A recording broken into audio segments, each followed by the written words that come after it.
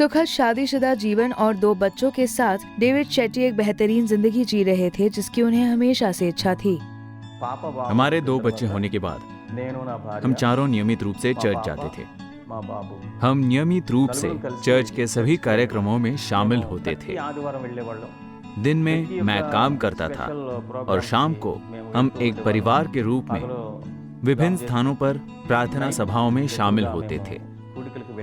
हम चर्च के कामों में भी सहायता करते थे और हम प्रभु में बढ़ते गए और बहुत खुश थे।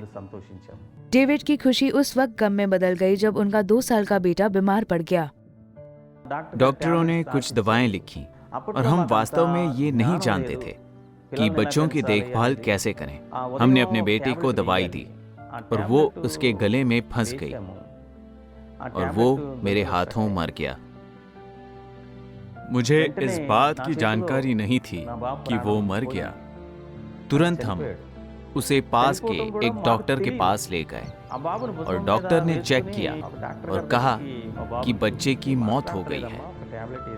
मेरे अपनों में से कोई भी यहाँ हमारे साथ नहीं था, केवल चर्च हमारे साथ था। और अगले दिन उसका जन्मदिन था और उससे पहले ही उसकी मृत्यु हो गई। इस घटना ने डेविड को पूरी तरह से तोड़ दिया और सवालों से भर दिया। मेरे बेटे की मृत्यु के बाद मैं मानसिक रूप से परेशान था।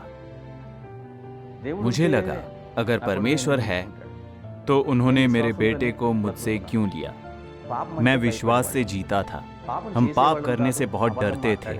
हम पाप नहीं करते थे या झूठ नहीं बोलते थे। हमने अपनी बेटी को परमेश्वर के भय में पाला था। मैंने एक बार परमेश्वर से पूछा, आपने मेरे बेटे को क्यों ले लिया? हालांकि डेविड दुखी थे, लेकिन वो जानते थे कि उन्हें कहाँ सहायता मांगनी है और अपनी आशा को फिर से कहाँ नया करना है।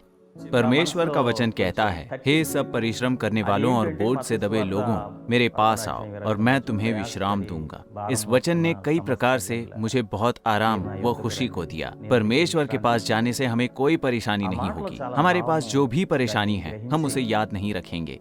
ये वचन मेरे दिल में बस गया और मुझे प्रोत्साहित किया और मजबूत किया। मैं आनंद से भर गया। जैसे जैसे डेविड यीशु के नजदीक आते गए, उन्होंने चर्च शुरू करने के लिए प्रोत्साहन पाया। मैं 25 वर्षों से ओम के साथ काम कर रहा था और प्रभु ने मुझे बल दिया और मुझे उसकी सेवा करने के लिए बुलाया। धीरे धीरे एक के बाद एक परिवार हमसे जुड़ने लगे। बाद में हम वहां से गोदावरी चले गए और किराए पर एक घर ले लिया और लोग हमारे पास प्रार्थना के लिए आने लगे।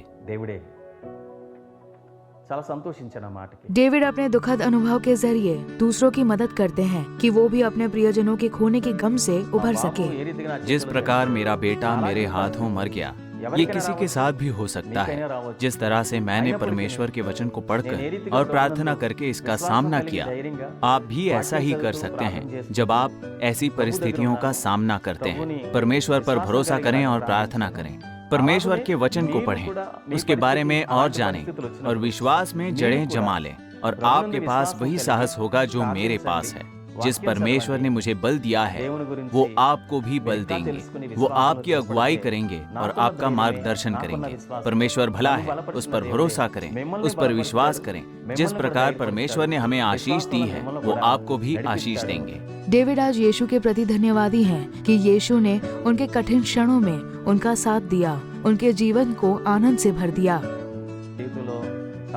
जिस परमेश्वर ने मुझे मेरे जीवन में सुख, शांति और आनंद दिया, मैं उसका धन्यवाद करता हूँ। मैं, मेरी पत्नी, बेटी, दामाद, मेरी दोनों पोतियां, हम प्रभु में आनंदित हैं। आप भी प्रभु में आनंदित रहें। मेरे जीवन में जो हुआ वो किसी के साथ भी हो सकता है। परमेश्वर हमें नहीं छोड़ेंगे। जिस परमेश्वर ने हमारी सहायता की है वो आपकी भी सहायता करेंगे। इन वचनों पर भरोसा करें और परमेश्वर को स्वीकार करें। परमेश्वर आप सभी को आशीष दें।